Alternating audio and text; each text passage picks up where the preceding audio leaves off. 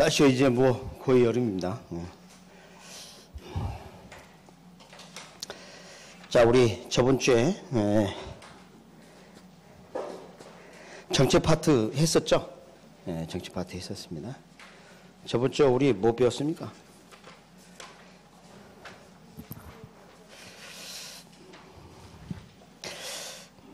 자, 알론소의 여러분 그 71페이지부터 저번 주 수업을 시작했죠? 기억나시죠? 71페이지부터. 저번 주에 했던 거 한 10분 동안 좀 복습을 좀 하고.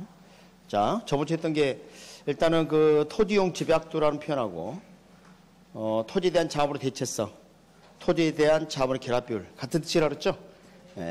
그게 지금 여러분 72페이지에 등장하는 건데 지금 현대 도시, 단일 도심의 시장 지대곡선에 기울기를 이렇게 보면 검증을 해보니까 이게 확정이 거의 됐어요. 자, 어떻게 해요? 자, 뭐분의 뭐 아니면 무엇을 무엇으로 나눈 값이다. 자, 무엇을 무엇으로 나눈 값이다. 기업의 한계 교통비를 기업의 토지 사용료로 나눈 값이다. 분모 분자 구분해야 합니다. 그거 꼭 해주시기 바랍니다. 그리고 지금 여기서 나오는 이 지대곡선은 사실은 그 토지를 이용하는 기업주가 자신의 노력에 대한 대가 정상이윤, 그 다음에 그 토지를 이용하면서 생산물을 만들 때 들어가는 수송비 등의 생산비가 있을 거 아닙니까? 이걸 제외한 나머지 초과 이윤이 잉여인데 그게 다 지대로 바뀌어.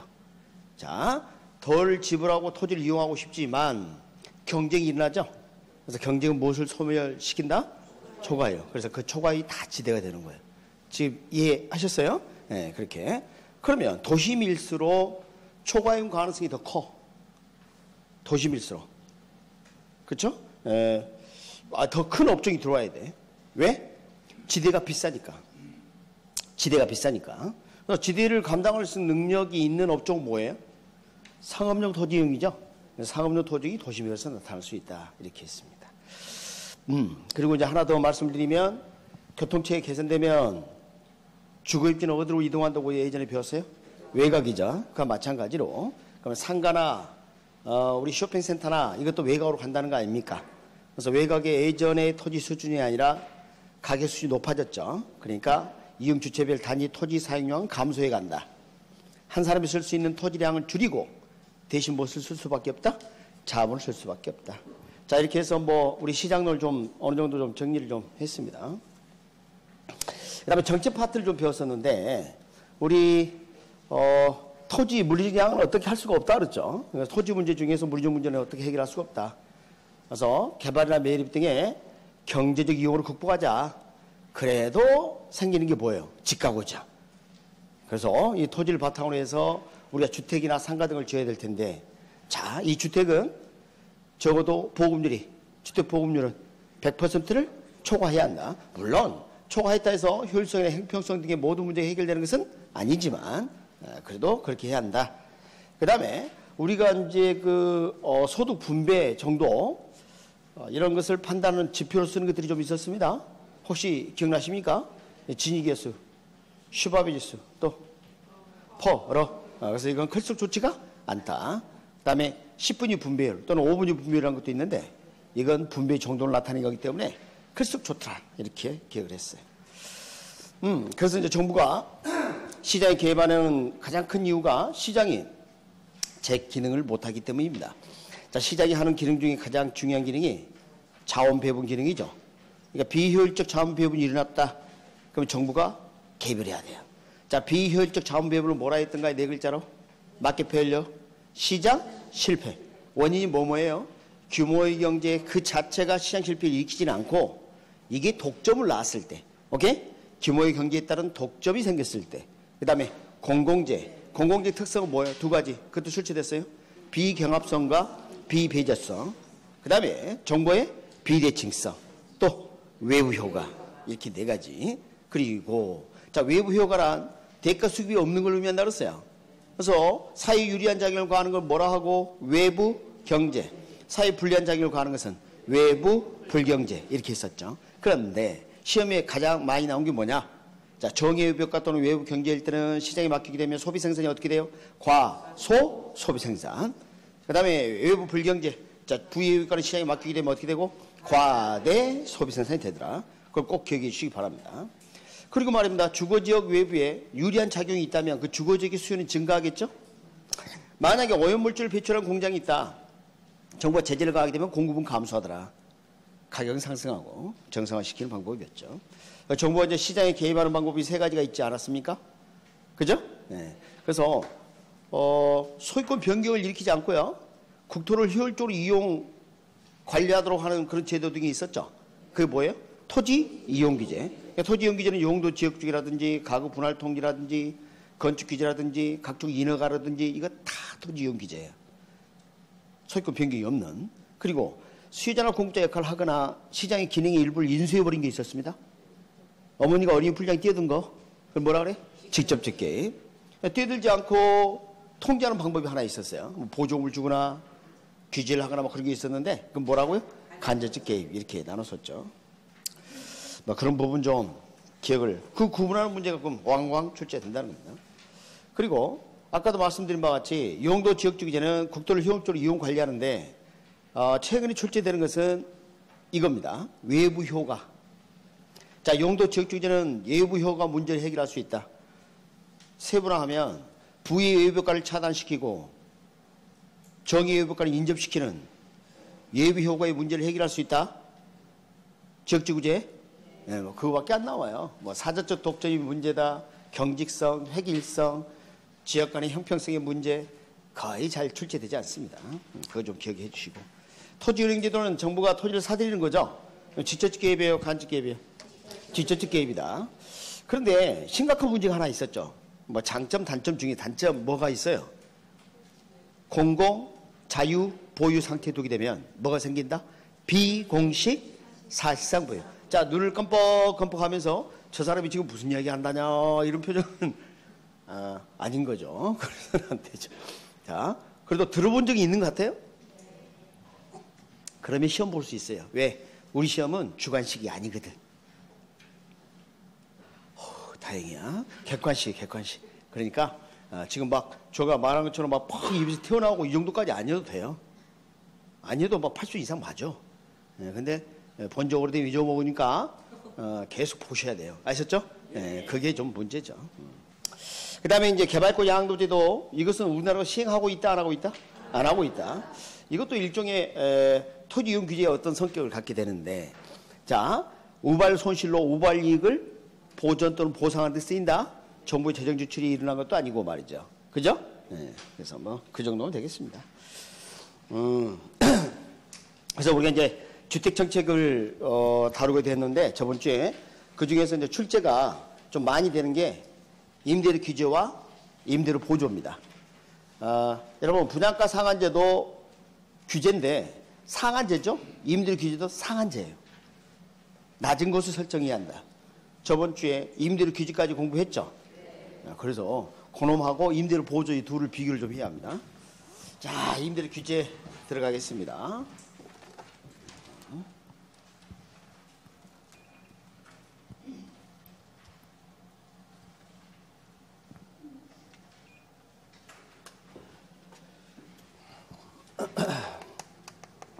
자, 임대료 규제 저번 주 여기 뭐예요? 상한제예요. 최고 가격 상한을 나타내는 임대료 규제가. 자, 어떻게 했습니까? 다 잊어먹었다 생각하고 다시 하려고 그러고 있습니다. 장기적 공급곡선 되게 이렇게 그리지만 다이나믹 임대료가 100일 했을 때 정부가 80 이상 받지 마 이렇게 하는 거. 단계는 공급곡선이 거의 수직이 가깝기 때문에 이때는 소득 재분배 효과가 매우 크게 나타난다고 했습니다. 양이 줄어요, 안 줄어요? 단계는 줄지 않기 때문에. 그러나 장기화 되면 어떻게 돼요? 점점 길기가 완만해지고 탄력적으로 바뀌죠. 초과 수요는 더욱더 생긴다고 그렇습니다. 그리고 말입니다. 실제로 이렇게 주택량이 줄어요. 이게 심각한 거죠. 자, 여러분 임대료 싸면 뭐합니까? 장기가 되면 주택이 없는데 맞습니까? 네, 그런 문제점이 있다. 그래서 예를 들어서 뭐 10만 원에서 뭐 8만 원 줄었다. 그리고 이렇게 낮은 임대료 이미 입주한 사람은 이사를 안 가려고 그래. 낮은 임대료 계속 살려고. 그런데 이 수요 곡선이라는 것은 수요자가 물건을 구입할 때 이상 줄 수 없다. 지불하고자 하는 최대 금액을 나타낸다 그랬어요. 자, 이때 고개를 약간 끄덕여 주는 게 좋아요. 자, 알겠습니까? 예, 그래서 수혜자는 물건을 구입할 때 대가를 치를 때 이상 줄 수 없다. 최대 가격. 그러면 자, 이 양 봐요. 예전보다 양이 줄었죠. 여러분 물건이 귀해지면 더 지불하고도 이걸 구입하려 한다고. 그게 수익성이 잘 나타나 있어요. 봐봐요. 이 8 여기 있네. 그러니까 대충 여기 120이라면 쳐봐요. 그럼 임차인이 이제 어떤 생각합니까? 아우 주택이 줄었네. 귀해졌네. 임대료 120 내야 되는 거 아니야? 라고 생각했는데 다행인 게 내가 임차인으로 선정됐습니다. 그래서 80만 내면 되겠다고 생각해서 돈을 준비해서 계약하러 간다는 거 아니에요? 갔더니 뭐라 그래요? 웃돈을 요구해요. 웃돈을. 이만큼. 그럼 이렇게 합니다. 별당 정부가 80 이상 받지 말라 그러는데 뭐 어떻게 더 그렇게 받으려고 그래요? 그럼 뭐라 그래요? 초과수요. 초과수요. 야 인마 지금 줄 서 있잖아. 안 보여?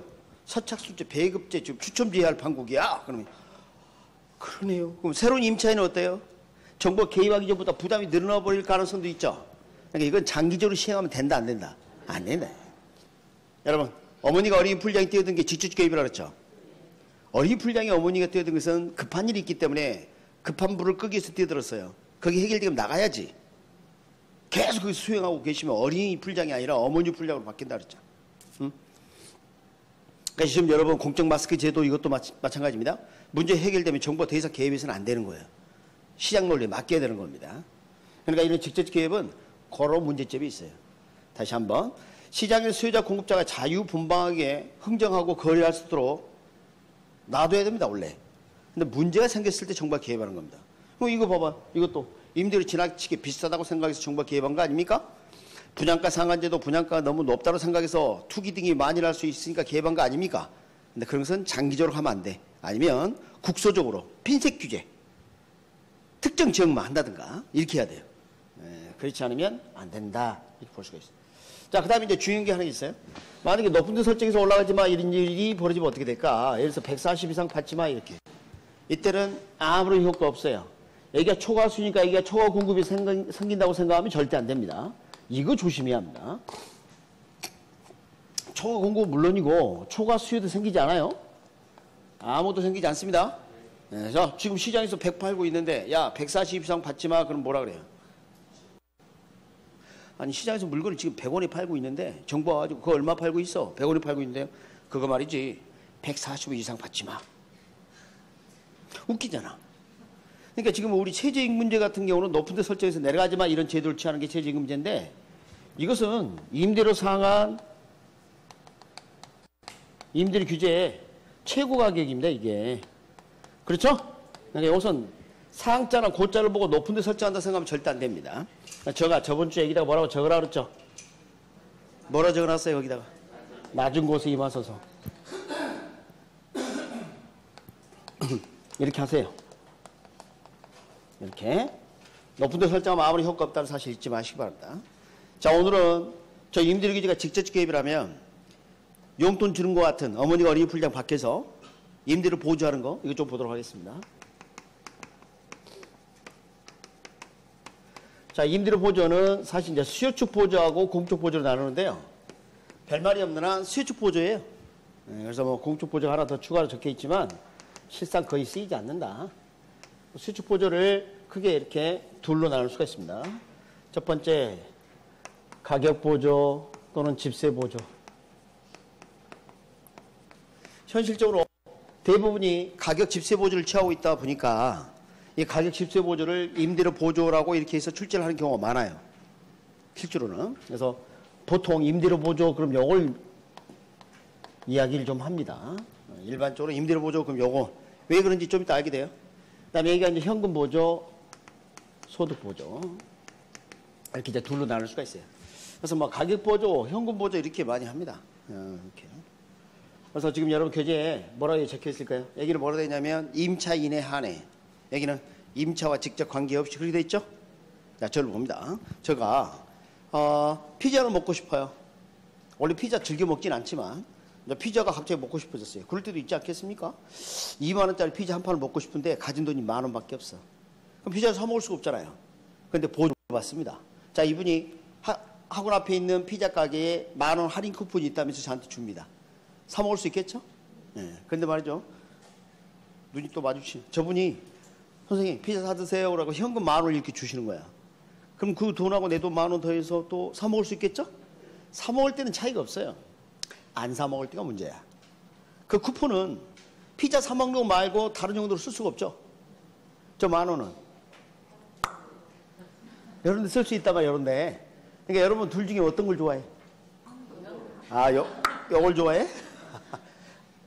바로 그냥 술로 가냐? 어떻게? 그래서 둘로 나눠보면, 자, 여기 소비자 여러분이에요. 소비자 효용 차원하고 정책 목표 차원을 이렇게 보시면 소비자 효용 차원에서는 이 현금이 최고예요. 이렇게. 그래서 그 현금을 줬더니 피자 사 먹는 데 쓰거나 아니면 뭐 집을 구하는 데 쓰지 않고 다른 용도로 써버릴 가능성이 있다니까? 맞죠? 그럼 봐요. 만약에 무조건 쿠폰을 준다. 그럼 그 쿠폰은 피자 사 먹을 때만, 임차할 때만 쓰는 거 아니에요. 그죠? 그러니까 그 혜택을 누리려면 임차하거나 피자를 사 먹어야 혜택을 누릴 수가 있습니다. 그죠? 네, 그래서 그 재화를 강제로 소비하는 효과가 있어요. 무슨 효과? 강제 소비 효과. 그래서 이게 효과가 커요. 이게 작고. 그래서 이건 강제 소비 효과가 있어서 그렇습니다. 정부 입장에서는 어떤 게 좋아요? 이게 좋겠죠? 자, 그 다음에 여러분이 오늘 이 학습을 하고 이제 생각할 게 있습니다. 아니, 긴급 재난지원금 말이야. 현금으로 주면 좋은데 왜 그 카드로 주고 막 신용카드 연기해서 그렇게 하고, 아, 나 정말 짜증나네. 그러면 안 된다, 이 말이에요. 그 돈을 받다 현금을 딱 줬더니 그거 갖다가 신한은행이나 국민은행에다 저축해놓고 안 써버려. 술 마신 거 괜찮습니다. 그런데 그걸 다른 용도로 쓸 수도 있죠. 저축해서. 지금 당장 그 재난지원금을 주는 이유가 뭐예요? 지금 여러분 그 시장에 재래시장 있는데 가봐요. 파리도 없어. 먹을 게 없어서. 지금 큰일 났어요. 그러니까 그런 소비가 진작되어야 그 물건이 팔리면 그 물건과 관련된 파생되는 산업들 있죠? 그 물건을 납품하려는 공장들 말이에요. 가도 늘어나고 거기에 직원들 월급 주고 이게 선순환 구조입니다. 특히 이제 지역의 그 재정을 기반하니까 됐으면 그 지역에 써라고 그렇게 하는 겁니다. 현금을 주는 게 원칙이 아니에요. 그래서 모르는 사람들이 막걸리 마시면서 그런 이야기 합니다. 하여간 현 정부 문제가 있어. 현금을 줘야지. 예? 이 뭐냐고 막 이러면 안 된다 이 말이지. 아는 만큼. 오케이? 아는 만큼 보이는 겁니다. 그러니까 이제는 재난지원금을 현금으로 달라고 생떼 쓰지 말라고요. 아시겠습니까? 예, 그러니까 무조건 막 그냥 자기 생각대로 말씀하시면 안 돼. 정부가 다 계획이 있었구나. 너는 계획이 있었구나. 그런데 이제 제주도는 좀 예외가 있어요. 왜냐하면 제주도의 주민등록지를 두고 사실은 수도권에서 근무하시는 분들 꽤 많아요. 근데 그 제주도 그 돈 쓰기 위해서 비행기 타고 그 가면 비행기 싸고 왔다 갔다 하면 다 쓰고 없어지잖아. 그런 좀 약간의 예외는 좀 있다 그래요. 그래서 제주도는 현금을 일부 지불하는 것도 있다 그래요. 여하튼간에 그런 차이가 좀 있습니다. 그래서 우리 그러면 자 봐요. 쿠폰처럼 그런 역할을 하는 것을 주택 바우처라 그래요. 바우처. 그래서 이 바우처는 영어로 이렇게 씁니다. 영어가 이 바우처가 증빙 뭐 그런 뜻이에요. 여러분 실제로 쿠폰을 주면 그 쿠폰을 우리 집 아이가 딱 찢어버리거나 집에 있는 반려동물이 찢어버리거나 그럴 수가 있잖아요. 응아해버리거나. 그럼 어떻게 그걸 실제로는 쿠폰을 되게 발행하지 않고 어떤 자격 요건이 되면 이분은 쿠폰을 가지고 있구나라고 간주하는 거예요. 오케이? 대부분 그렇게 합니다. 원래 쿠폰을 줘야 되는데. 그리고 이제 쿠폰을 주면 또 쿠폰을 또 거래해. 그럴 수도 있다는 거예요. 그래서 될 수 있으면 이렇게 많이 하고 있다. 그래서 이 바우처가 쿠폰과 비슷한 것이다. 이렇게 생각하시면 돼요. 아시겠습니까? 네, 이렇게. 그래서 이제 현실적으로 이걸 많이 쓰고 있구나. 보통 임대료 보조 그럼 뭘 말한다? 이걸 말해. 그래서 보통 출제를 할 때 임대료 보조 그럼 되게 수축 보조고 그 중에서 가격 집세 보조를 의미하는 경우가 많습니다. 몇 번 그렇게 출제된 적이 있어. 아셨죠? 네, 가격 집세 보조를 뭐라고 출제해버렸다고? 임대료 보조 이렇게 출제해버린 적이 있어. 그러니까 그것은 출제자의 자질이 좀 의심스러워요. 응? 현실적으로 쓰이는 그 표현을 갖다가 시험에 그렇게 하면 안 되지. 여하튼간에 좀 안타깝고요. 일단은 그렇게 볼 수가 있겠습니다. 요즘은 이제 이걸 구분해서 출제를 많이 하고 있어요. 여러분, 보조를 해주면 어떤 일이 벌어져요? 피자에 대한 수요, 주택에 대한 수요는 증가하겠죠.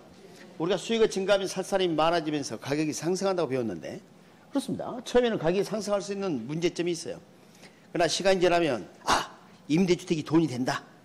그러면 임대주택 공급을 늘리고 진입자가 늘겠죠. 그럼 요 부분 초과 이윤이 사라지게 돼요. 장기적으로. 그래서 공급성이 이렇게 증가하면 임대는 다시 안정을 가져올 수 있고, 어머, 주택량이 늘었네요. 제일 왼쪽에 임대료 기준 봅니다. 양이 늘었어요, 줄었어요, 저는? 줄었죠. 그러니까 이게 봐요. 요건 단기에는 좀 그런데 장기적으로 바람직해요. 오케이?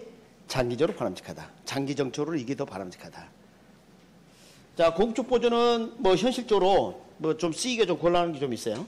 그러니까 생산비가 절감되는 그런 효과가 있을 수 있어요. 임대주택 건설업자에게 보조를 해준다든가 이렇게 하게 되면, 그러면 자, 공급이 증가해야 할 텐데, 여러분, 주택시장에 주택 공급이 금방 단기에 늘어날 수 있을까요?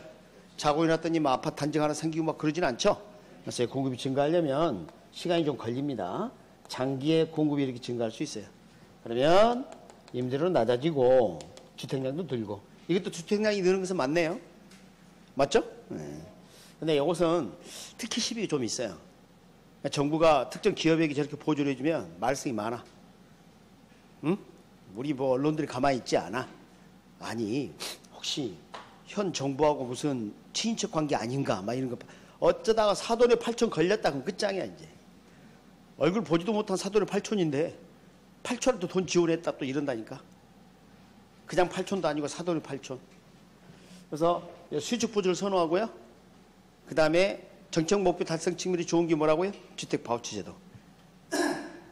오케이? 네. 그래서 이 둘을 비교를 꼭 하시기 바랍니다. 자, 봅니다. 내 아이가 내일 학교 가야 되는데 초등학생인데 숙제를 안 했어요. 그 어머니가 하는 행동은? 너는 내 자식 아니니까 학교 가서 혼나도 돼. 막 이래? 응? 어떻게? 그러든가 말든가 하여간 뭐 이상한 계모도 있더라마는. 어? 어때요? 손 붙잡고 같이 숙제 해줘야지. 안 그래요? 그래, 안 그래요? 그게 지체적 개입이야. 그런데 박사 학위 받을 때까지 그렇게 하면 돼, 안 돼? 그게 정상적인 박사입니까? 어? 아닙니다. 그래서 그렇게 해서는 안 된다. 그러니까 자, 정부가 시장에 개입할 때, 급할 때 개입하다고 빠져나갈 게 이거예요. 임대료 규제. 오케이? 공적 마스크 제도. 지금 느끼잖아요. 아니면 지금 1,500이 비싸다 그러지. 처음에 얼마였어요? 4,000원, 5,000원 하지 않았어요? 사는데 그러면 안 돼. 그때 당시에는 4,000원, 5,000원 못 사고 1,500이니까 오 싸다 그러고 사놓고는 요즘 이제 안정이 돼서 좀 싸지니까 무슨 1,500씩을 받냐고 또 이 난리를 친다니까. 참 그러면 안 돼요. 네, 그래서 이제 그것이 6월 말까지 정부가 계약을 했어요. 공적 마스크 제도는. 그래서 계속 6월 말까지는 그렇게 할 수밖에 없습니다. 그런데 여러분 좀 알고 좀 그렇게 하세요. 알고 말씀이라도 함부로 하시고 그러면 안 돼. 서로 자 그렇게 좀 이해해 주시고, 그다음에 덴탈 마스크 공급도 한다고 하지 않습니까? 생산을 좀 더 늘려서 열리면 되니까. 그래서 임대료 보조.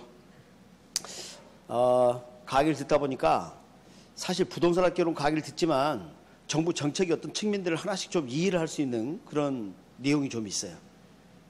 그냥 살아왔다가 저런 것도 있구나. 그죠? 이때는 내라고 해주면 참 좋을 텐데. 자, 89페이지 늦었고요. 자, 89페이지. 자, 임대료 보조 정책 거기에 보시면 그 첫 번째 그 표가 수요축 보조입니다. 알겠죠? 그 표가 수요축 보조입니다. 그 제목이 없어져 버렸어요. 편집하면서 없어진 것 같아요. 하여간 그게 수요축 보조고요. 그 표를 좀 잘 보시고, 내려가 보면 그 주택 바우처 이야기도 좀 해놨고요. 그 다음에 이제 주거급이라고 있죠. 자, 요런 제도도 이제 주택 바우처 제도하고 유사합니다. 유사한데, 우리 이런 사람이 있어요. 기초생활수급자. 그런 사람들 있죠. 기초생활보장뭐 수급자 그런 분들이 있죠. 이제 그런 분들하고 좀 관련이 좀 있어요. 그러니까 이제 어떻게 보면 뭐 현실적인 이야기입니다. 자, 이들에게 일정 요건이 되면 보조를 해주는 제도인데, 자, 주의할 게 있습니다. 잘 봐요. 내가 정말 생활 수준이 낮아. 근데 남의 집에 살아. 근데 임대로 한 달에 50만 원을 낼 능력이 안 돼. 근데 지금 50만 원짜리 임대주택에 살고 있단 말이야. 월세방을 살고 있는데, 이거 정말 그 생활 수준이 뭐 나쁜 수준이다 보니까 감당 능력이 안 돼서 힘들어. 막 밀리기도 하고 말이야. 그럼 이런 분들을 위해서 좀 보조를 해주겠다는 겁니다. 그래서 뭐 예를 들어서, 실제로가 아니고, 예를 들어서 30만 원을 보조해준다. 이렇게 한번 가정합시다. 50만 원이 다 될 수도 있고 그래요. 기준이 있습니다. 예를 들어서 50만 원에 30을 보조해준다. 그럼 그 보조된 금액을, 그 돈을 그 소득이 낮은 임차인에게 줄까요? 집주인에게 줄까요? 임차인에게 주면 이런다니까 또. 아까 가르쳐 줬잖아요. 현금 지원을 하는데 누구에게 줄까요? 임대인에게 줍니다. 임대인에게. 임대는 50 받아야 되는데 돈 20밖에 안 들어오면 30 부족할 거 아니에요. 그걸 누가 주겠다? 정부가 주겠다 그 말이에요. 그게 주거급여제도인데 거기 1번 뭐라고 돼 있어요? 현금 지원 이렇게 돼 있죠. 그 현금 지원할 때 그 누구에게 준다? 지금 89페이지 하고 있어요. 그 표 하단에 다이아몬드 두 번째 거 주거급여 누구에게 준다? 임대인에게. 당연한 겁니다. 당연한 거. 뭐 현금 지원 그러니까 어머 임차인에게 통장에도 쏴주나 보다. 그거 아닙니다. 그렇게 하면 안 돼요. 자, 그 다음에 이런 경우가 있습니다. 자기 집에 살고 있어. 근데 그건 집이 아니야. 도구하우스지. 자기 집이라고 하는데 그럼 여기도 지원을 좀 해줘야 되겠죠. 최저 주거 수준이 매우 미달돼. 위생상도 문제가 있고. 그러면 계량 지원을 해줍니다. 현금 지원을 해주면 집주인이 자기잖아. 그럼 그 돈 가지고 또 그런다. 뒷집 아저씨가 수리해줬어요. 돈 주세요. 또 이런다니까. 봤더니 뒷집 아저씨가 아주 친해. 매우 친해. 그럴 수가 있잖아 또. 그래서 안 된다. 그래서 여기서는 무슨 지원만 한다? 계량 지원만 합니다. 현금 지원 안 하고. 지금 이해하셨어요? 네, 그래서 임차 가구도 지원하고요. 자가 가구도 지원하는데 임차 가구는 현금 지원을 하되 임대인에게 돈을 주고요. 자가 가구에는 집주인이 곧 자기 자신을 임대해 준 거 아니야. 그래서 임대인에게 주는 게 아니라 이때는 계량 지원, 현금 아니고 그런 방법을 취하고 있습니다. 좀 알아뒀으면 좋겠어요. 왜냐하면 지금 2015년 7월부터 이걸 해왔는데 벌써 지금 5년이 넘었지 않습니까? 그래서 시험 지문에 주거급여 4글자가 등장하긴 했어요. 근데 내용은 출제하지 않았어요. 임대료 보조나 주거급여 등 이런 표현을 쓴 적은 있어요. 그러니까 이거 알아두시기 바랍니다. 그래서 이것도 일종의 뭐예요? 임대료 보조다. 자, 넘겨봅니다. 이제 90페이지 좀 보도록 하겠습니다.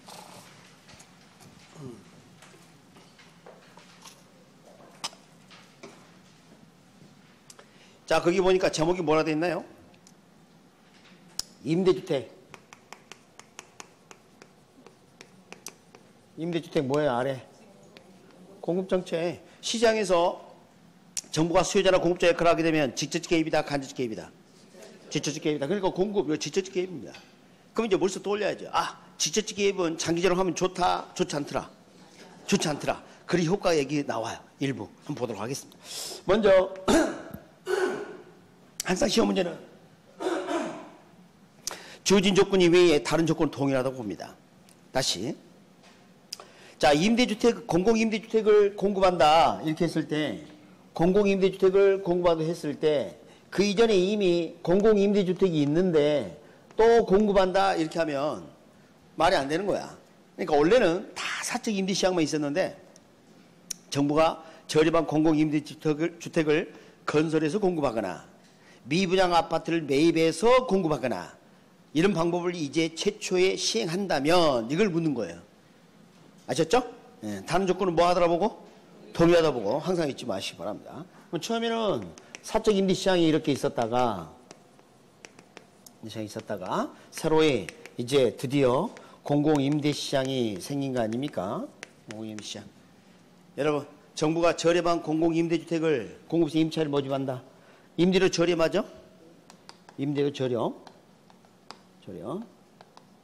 자, 그럼 봐요. 다른 모든 조건은 동일하다 그랬어요?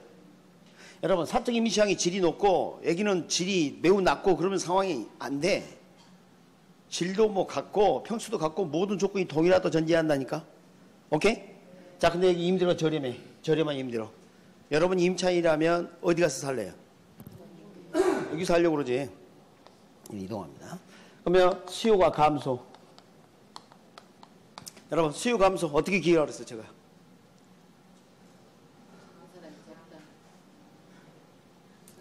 살 사람 적다. 자, 여러분 이렇게 하세요. 여러분 자주 가는 시장이 있죠?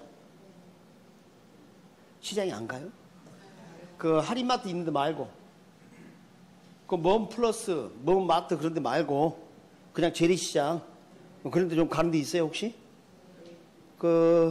뭐 수산물 시장 뭐 이런 데 가보면 좀 느낌이 와. 농산물 시장이나. 알겠죠? 거기 간다. 여러분이 좀 가고 싶은데 머릿속에 떠올려봐요. 자, 현장에 갔더니 세상에 물건이 이미 한정되어 있는데 그 물건을 구입하려는 사람이 인산인해를 이루고 있습니다. 막 줄이 서가지고 서로 살려고 난리야. 가격이 싸질까요? 비싸질까요? 그렇지. 살 사람 많아서 그래. 거리도 늘고. 거리량도 늘어납니다. 근데 이런 경우 어때요? 물건이 예전처럼 똑같이 많이 와 있는데 살 사람 한 사람도 없어. 바람이 부니까 낙엽만 뒹굴고 나 혼자 떡 서 있어. 사람들이 다 쳐다봐. 지금 물건 팔 사람들이 나만 쳐다보고 있어. 자, 이런 상황에서 가격이 어떻게 될 것 같아요? 싸지겠지. 나 혼자 사봐야 그 뭐 한 개나 두 개 살 거 아니에요. 거래량주. 그게 수요 감소예요. 됐어요? 자, 물건을 살 사람은 그대로 있는데 갑자기 물건이 예전보다 한 100배 들어온 거야.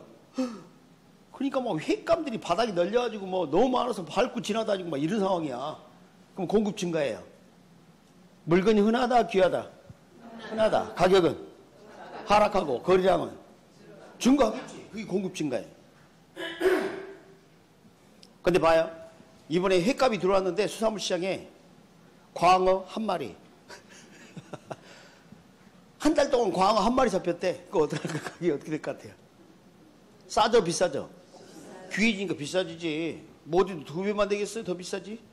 그렇지 않겠어요? 그리고 어떻게 돼요? 거리량은 한 마리. 여러분, 참치가 왜 비싸요? 귀하니까 비싼 겁니다. 귀하니까. 그 맛이 뭐 얼마나 맛있어요. 거기서 거기지. 별말을 다 합니다. 뭐 어느 부위가 어떻고. 나는 그렇게까지 미각이 뛰어나지 않아서 잘 모르겠어요. 그런데 하여간 뭐 부위마다 맛이 다르다고 하지 않습니까? 그래서 지금 여기 봐요. 이제 봐. 이제 그 네 가지 가르쳐 줬어. 아, 힘드네. 전에 다 했던 거 다시 한번 했어요. 왜? 오늘 보니까 뉴 페이스가 한 두세 분 좀 보이는 것 같아. 자, 여기 잠깐 봐요. 수요 감소. 시장에 갔더니 살 사람이 있다 없다? 살 사람 많다 적다? 적다. 적어졌다. 가격은? 아니, 조금 전에 자신이 생각하는 시장 안 떠올려요 지금? 시장에 갔더니 나밖에 없다니까. 아무도 없고 전부 다 매장 저기 수백 개 매장이 다 거기 내보고 쳐다보고 있어. 나만. 어떤 일 벌어져요? 가격은 하락하고 거래량은 감소하겠지. 그러니까 자, 이게 임차인들 이쪽으로 다 도망가는 거예요. 그럼 여기 임대인들 뭐예요? 가지마. 붙잡는단 말이야. 왜 못 가게 하는 거예요? 그랬더니 싸게 해줄게. 안 그래? 요즘 말이죠. 그 동해나 이런 데 가면 횟집 있죠? 입구 들어가자마자 전부 다, 이럽니다. 다. 전부 다. 그러니까 그것을 좀 막 서로 경쟁 안 하도록 좀 조치를 하고 있는데 그게 쉽지가 않아. 손님 별로 안 오니까 막 지나가면 막 값이 뚝뚝뚝 떨어져. 자, 이게 5마리 얼마? 일단 가면 우리는 한 마리 더 드릴게요. 또 더 가잖아? 얼마 깎아줄게요. 뭐 그래. 좀 갔다가 다시 오잖아? 그래가지고 막 한숨 쉬면서 도마질 합니다. 이렇게 하고 내가 우리 어떻게 사냐고. 어? 그렇게 되는 겁니다. 그렇게. 그러니까 가격이 하락하는 거죠. 아이고 정말 느낌이 좀 와야 하는데. 자, 그러면 임대료가 하락합니다. 알았습니까? 그럼 여기 남아있는 사람도 다른 조건이 같은데 임대료가 싸다면 여기 온 사람처럼 똑같은 혜택이 있겠죠? 그래서 임차인 혜택이 있다. 혜택이 있다. 여기 어때요? 저렴하니까. 임차인 혜택이 있죠? 혜택이 있습니다. 그러니까 봐요. 단기 얼마나 좋아요. 지금 여기 단기는 이렇게 좋을 수가 없어요. 그러나 시간이 점점 흐르게 되면 이제 어떻게 돼요? 자, 저 임대인들, 사적 임대식 임대인들 어때요? 모여서 소주 마시면서 어때요? 못 해먹겠다. 저 임대를 받아갖고 어떻게 살아? 그럼 장기적으로 임대주택이 다른 용도로 전용되거나 새로운 임대주택은 안 만들어질 가능성이 있겠죠. 공급이 감소하겠죠. 물건이 귀해지죠. 가격이 점점 어떻게 될까요? 상승하고. 자, 봐요. 그래서 이게 장기에 무슨 일이 벌어지냐면 임대주택이 사라집니다. 공급이 감소하고 임대료는 다시 오르게 되는데 이게 원상 회복이라고 생각해야 돼요. 원상 회복하는 그런 상황이라고 생각해야 돼요. 이렇게. 근데 여기는 어떻게 됐어요? 정부가 임대료 저렴하게 유지하고 있죠. 공급도 유지하고 있죠. 그러니까 여기 봐요. 여기 위쪽은 임대료 지금 다시 원상 회복했기 때문에 임차인이 혜택은 없다. 임차인 혜택은 없어요. 선생님, 이쪽 이사 가면 되잖아요. 장기예요. 입주 끝났어요. 자, 여기는 어떻게 될까요? 임차인 여전히 낮은 임대료 살 수 있죠? 임차인 혜택 있더라 이 말. 그럼 결국 어떻게 됩니까? 사적 임대시장이 남아있는 자는 아무리 혜택을 입지 못하고 공공임대주택이 이주 후에 온 자는 임대료 보조를 받는 같은 혜택을 입게 돼요. 아까 우리 임대료 보조 배웠죠? 저렴한 임대료 살 수 있는 그런 기회가 주어진다는 거죠. 여기서 주의할 게 있습니다. 여기 잘 봐요 이제. 여기서부터 중요합니다. 만약에 주택이 임대주택이 여기 봐요. 임대주택이 10만 호가 이렇게 사적 임대시장이 원래 있었어요. 근데 임대료 너무 좀 비싸고 귀하고 그래. 그래서 정부가 공공임대주택을 2만 원 이렇게 공급하면 당장은 이제 12만 호가 이렇게 돼요. 그런데 여기 10만 호 버틸 수 없다는 거 아닙니까? 여기에 줄어들어요 점점. 그래서 8만 호가 됩니다. 정부가 공급한 2만 호를 이렇게 더하게 되면 최초 상태 10만 호로 다시 가버려요. 이렇게 10만 호. 정부가 개입하기 이전 상태로. 이게 주택 공급량은 불변이 되는 겁니다. 자, 주의할 게 있습니다. 정부가 시장에 장기간 개입하게 되면 이런 문제 생기죠. 근데 정부가 그만큼 채워줬잖아. 그래서 이것은 장기적으로 시행해도 괜찮습니다. 주택량은 유지되니까. 그럼 다시 한번 보겠습니다. 전체가 원래 높은 임대료 10만 원 이렇게 구성이 돼 있었다가 다시 10만 원 되긴 됐지만 그 중에서 2만 원은 저렴한 임대료의 주택이다 이 말이야. 거기 사는 사람은 임대료 보조를 받는 것 같다 이 말이야. 오케이? 자, 정부가 사라지는 주택을 보완해 준 거하고 비슷한 결과를 가져와요. 공공임대주택을 공급한 만큼 사적임대시장이 준다고 보기 때문에. 그래서 저렴한 공공임대주택 공급을 지속적으로 시행해야 한다, 하지 않아야 한다. 해야 한다. 여러분이 아시는 대부분 그 복지가 잘 돼 있는 나라 보면요, OECD 국가 중에서 공공임대주택 비중이 우리나라가 제일 낮아요. 우리 언론 지수도 OECD 국가에서 제일 꼴찌예요. 우리가 일본보다 못하던가 그런 말도 있어 지금. 응? 그러니까 우리가 선진국을 가기 위해서는 아직도 할 일이 많이 남았어요. 지금 우리가 선진국은 맞지만 공공임대주택도 충분히 공급되어야 한다니까. 공공임대주택이 충분히 공급되지 않으니까 가장 최열악한 최하위 계층들이 들어오고 주변 여건이 더 안 좋다고 막 더 싫어하고 막 그렇게 되는 거예요. 거기 흔해지면 그런 일도 줄어들어요. 지금 기본소득 지급하자 그런 말 나오죠. 뭐 말 안 들어봤어요? 한 달에 대한민국 국민이랑 무조건 한 3, 40만 원씩 매달 주자. 어떻게 생각하세요? 봐봐 벌써 이제 눈이 이상해져. 아니 그러면 일 안 하고 그거 받고 그냥 대충 살고 그러지 않을까? 여러분 그게 참 안 좋은 정부만 생각하니까 그래요. 여러분 대한민국이 이렇게 성장한 게 뭐라고 생각하세요? 자원이 풍부해서? 인종 자체가 달라서? 한민족은 우수하니까? 물론 그런 것도 있어요. 한민족이 우수하다는 그 염색적 비교를 해보면 그런 게 있다 그래요. 한민족만 가지고 있는 특이한 그런 성향이 좀 있긴 하다 그럽니다. 그런데 우리가 그 아이디어 이걸 창출할 능력은 생활에 쪼들리는 사람들은 못해요. 뭔가 여유가 있고 뭔가 사고를 많이 할 수 있는 기회를 줄수록 창조적 활동을 합니다. 그러니까 그런 것을 할 수 있는 기회를 줄 필요도 있어요. 아무리 못 살더라도 그런 기회가 좀 주어질수록 사람들 여유가 생기게 되면 훨씬 더 창조적 작업을 잘한다는 거죠. 그래서 이제 그런 주장도 하는 사람이 있고, 여하튼 간에 여러분 내 집 주변에 이런 보금자리 주택이라든지 공공임대주택이 막 이런 게 들어오면 싫어하시면 안 돼요. 그걸 왜 싫어합니까? 소득 수입이 낮다고 그 사람들? 그럼 그분들은 막 쓰레기통 뒤져서 막 식사 해결하고 그런 분들이에요? 그분도 하루에 3끼 꼭 드세요. 그리고 생각보다 옷도 잘 입으셔요. 예? 그러니까 주변에 상권이 오히려 좋아지는 경우도 있어요.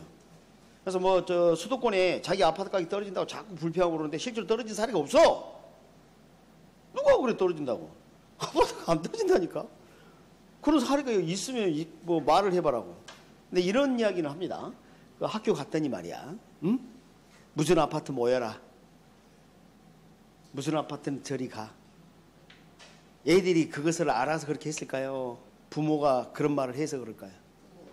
다 부모 잘못이에요. 어? 처음부터 금수저 물고 나온 사람도 있겠지만 흙수저가 죄입니까?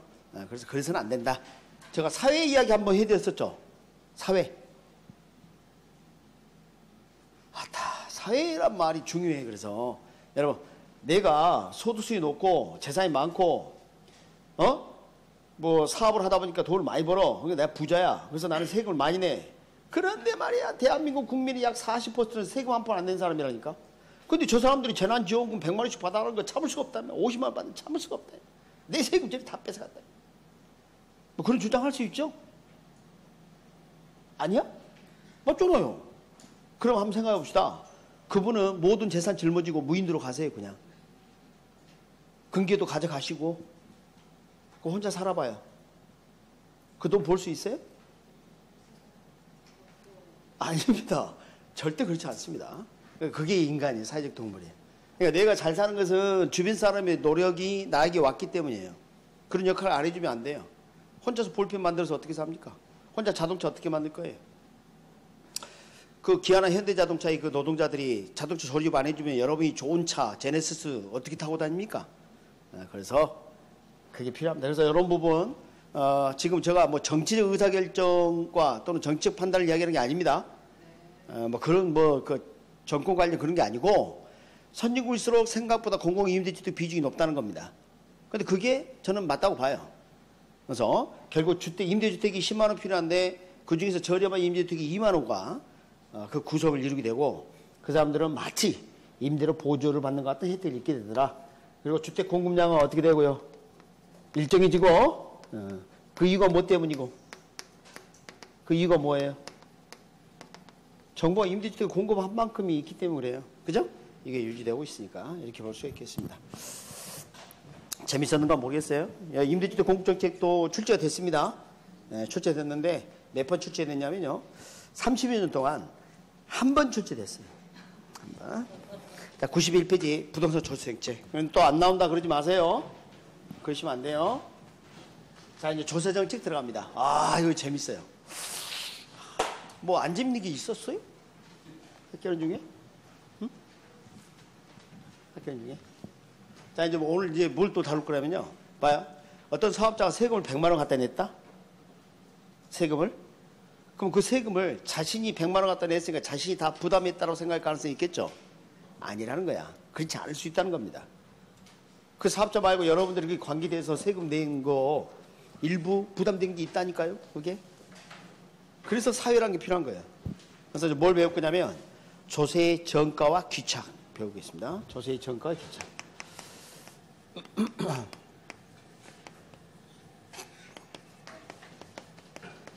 그래서 정가 이렇게 하게 되면 떠넘긴 그런 뜻이야. 떠넘긴. 귀착은 부담되어짐 그런 뜻이에요. 그래서 납부한 사람, 납세부자가 세금을 납부하게 되면 그 모든 세금을 납부한 사람이 다 부담하느냐? 그건 아닐 수도 있다는 겁니다. 그래서 왜 그렇게 될까? 오늘 좀 이해를 하게 되는데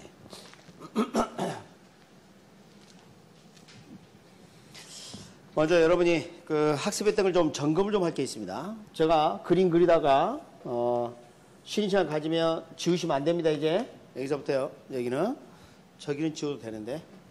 자, 여러분 이제 배운 거 공곡성 기억납니까? 수요곡성 기억나시고요. 자, 대답 잘해요. 수요곡성은 수요자가 물건을 구입할 때 그 구입량에 대해서 지불하고자 하는 최대 가격을 나타내고 있을까요?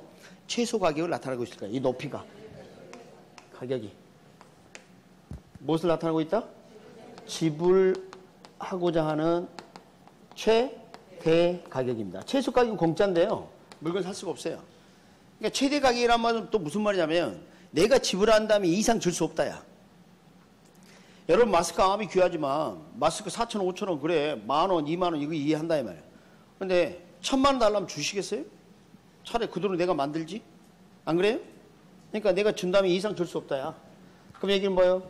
지불하는 거고, 하고자 하는 거고, 지불 받고자 하는 거죠. 자, 공급자는 물건을 공급할 때 지불 받고자 하는 무슨 가격을 나타냈을까요? 최소 가격입니다. 최대 가격은 백지수표야. 그래서 공급자는 경쟁시장에서 적어도 이 정도는 받아야 합니다. 그게 공곡선입니다. 그래서 여기는 지불 받고자 하는 무슨 가격? 최소 가격이다. 이게 우리 앞에서 배웠던 내용이에요. 기억은 나세요? 그럼 저 수익곡선 봐요. 처음에는 봐요. 양이 적을 때는 높았다가 양이 많을 때는 낮아지네? 그죠? 그러니까 여러분이 생각하는 거 봐봐요. 물건이 귀할 때는 값이 비싸다고 느끼잖아요. 그래서 제가 이런 일 한번 들어보도록 할게요. 이건 시험에 나오는 거 아니지만 한번 듣고 재미삼아. 비행기를 타고 여행을 하다가 항공기가 불시착했어요. 사하라 사막이 떨어졌어요. 근데 이틀 동안 물 한 번 못 마시고 살아남아가지고 말이에요. 못 마시고 막 헤매고 있습니다. 근데 말입니다. 누군가가 흰 두건을 쓰고 나타나가지고 낙타를 타고 나타나서 물 한 컵을 이렇게 건넵니다. 근데 나는 수중에 돈이 엄청 많이 있어. 일단 그건 제약이 없다 칠게. 물 한 컵을 딱 건너면서 100만 원. 이틀 동안 물도 못 마시고 곧 죽게 생기겠는데 100만 원. 낼 마음이 있어요 없어요? 있지. 여기서 그쳤으면 좋겠는데 돌아서서 두 번째 잔을 또 꺼내면서 100만 원. 그럼 약간 마음이 달라지기 시작해. 아니 갈증을 일단 어느 정도 해소했잖아요. 그 두 번째 잔은 마음이 달라진다니까. 100만 원까지 내가 줘야 되는 인생을 좀 가까이 들기 시작해. 근데 계속 꺼낸다는 거 아니에요? 계속 먹어라. 주라. 요즘 주라라는 용어 노래가 유행이라면 주라. 그럼 어떻게 돼요? 물고문이 시작됩니다. 물고문이. 그걸 억지로 먹어봐 이제 죽게 생겼다부터. 그래서 그래프가 양을 내릴수록 수요자는 지불할 의도를 낮추는 경향이 있어요. 동의하십니까? 그 다음에 이 공곡선은 여러분한테는 뭐 한계 비용 이런 이야기를 하게 되면 여러분 힘들어. 원래 한계 산산물 체감 법칙 그까지 알아야 되는데 공부를 여러분 하긴 했어. 근데 별로 도움이 안 돼. 그래서 이런 사례로 바꿀게요. 여러분이 오늘 8시간 근무하고 퇴근하는데 야간 근무해라. 잔업해라. 이렇게 하면 실제로 임금은 1.5배 정도 줘요. 이전보다. 왜 그럴까요? 힘들잖아. 그러니까 이거 봐요. 우리가 물건을 한두 개 만들 때보다 대량으로 만들 때는 생산비가 증가하는 현상이 벌어지기 시작해. 자, 이런 거 봐요. 전에 우리 그 농지에 농부를 계속 투입하면 어떻게 됐어요? 추가적 생산물이 줄어든다고 배웠죠? 토지를 늘리지 않는 한. 맞습니까? 그러니까 토지를 추가로 늘리려면 비용이 더 들죠? 그러니까 추가적 생산물이 줄어든다는 이야기는 생산물을 유지하려면 비용은 증가한다는 말하고 같은 말이야. 그래서 공급자는 대가를 더 많이 받으려 하는 거야, 점점. 그래서 이렇게 생긴 겁니다. 그리고 이제 있습니다. 잊어버려. 우리 수요곡선, 공급선 그래서 이렇게 생겼다고 또 주장하는 이론이 있다. 그러니까 잊어버려 이제. 자, 그리고 이건 꼭 알아야 됩니다. 여기까지. 오케이? 자, 그러면 이제 여기 봐요. 여기. 자, 여기가 100, 여기가 12 이렇게 했어요. 자, 어떤 물건이 단위당 100이고요. 12단위가 거래됐어요. 서로 대가를 얼마를 주고받았을까요? 개당 100원짜리 12개 거래했어요. 얼마요? 1200이죠. 1200. 맞죠? 여기 대가 쓰면 1200 이렇게 이루어진 거죠. 근데 생각해 봅니다. 여기 봐요. 수요자는 이 양이 돼서 이만큼 지불할 마음, 이 양이 돼서 이만큼 지불할 마음. 이렇게 높은 구간도 원래 있었잖아. 근데 실제로는 이 전체 면적을 대가로 지불한 게 아니라 이것만 지불하지 않았습니까? 덜 지불하고 물건을 구입한 셈이에요. 그러면 소비자가 이익을 얻는 부분이 있어요. 그런 부분이 생기게 됩니다. 자, 공급자 봅니다. 원래는 대가를 이 정도만 받아도 되는 거죠. 최소한 받아낼 대가. 실제 이 정도 더 받았다는 거. 앞에 우리 경제지대 할 때 그 공간하고 똑같은 거예요. 불로소득 성격이라니까요. 들어본 적 있긴 한 것 같죠? 그러면 돼. 들어본 적 있으면 돼요. 아, 화이팅! 네, 화이팅. 들어본 적 있으면 된다니까. 어떻게 다 기억합니까? 그래서 자, 이 부분 어떻게 돼요? 공급자, 생산자, 잉여다. 공급자, 생산자, 잉여. 이렇게. 아, 시장을 통해서 수요자, 공급자가 같이 이렇게 거래를 하게 되면요. 둘 다 이익이야. 여러분 집 주변에 그 문방구 아저씨가 여러분한테 볼펜 팔고 대가를 받았죠? 근데 여러분은 그 문방구 사장에게 매장을 중개해주고 중개보수 받을 수도 있잖아요. 내가 다 할 수는 없어요. 그러니까 시장에서 이렇게 거래가 이루어지면 수요자나 공급자 모두 다 이익이야. 그러니까 사회 전체 경제 후생이 증가한다는 겁니다. 그러니까 거래를 해야 한다는 거래. 아, 왜 북한하고 중국하고 장만원 만들어서 거래하는 거 봐봐요. 거래하면 서로 이익이니까 그러는 거예요. 지금 이해했어요? 국가를 교육하는 이유가 뭐예요? 서로 이익을 보기 위해서 하는 겁니다. 거래하면 이익이야, 이익. 응? 지금 이스라엘 아시죠? 이스라엘이 엄청난 나라입니다. 인구 규모는 우리 뭐 5분의 1밖에 안 되거나 뭐 그래요. 그런데도 불구하고 전 세계 가장 영향력 있는 민족 중에 하나예요. 여러분 알건 빌 게이츠 누구예요? 유대인입니다. 아인슈타인 유대인입니다. 지금 여러분 알건 대부분 좀 경제적으로 영향력 있는 사람 대부분 유대인이에요. 유대인.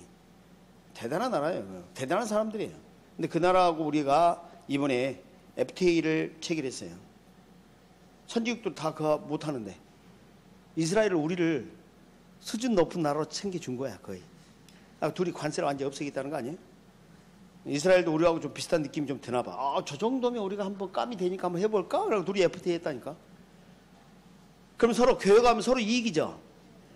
아니 이스라엘이 저 깜도 안 되는 나라하고 FTA 하겠어요? 우리나라 정도 되니까 하는 거지. 일본 뭐 미국 다 못했어. 우리만 한 거야. 우리만 타결됐어. 대단한 나라 됐고요. 그래서 이 교역을 하면 나라마다 이익이다. 알겠어요? 네. 아니 이익입니다. 이익. 그래서 이익이 생겼구나 이것만 하고 신의정 갖겠습니다. 지우지 마세요.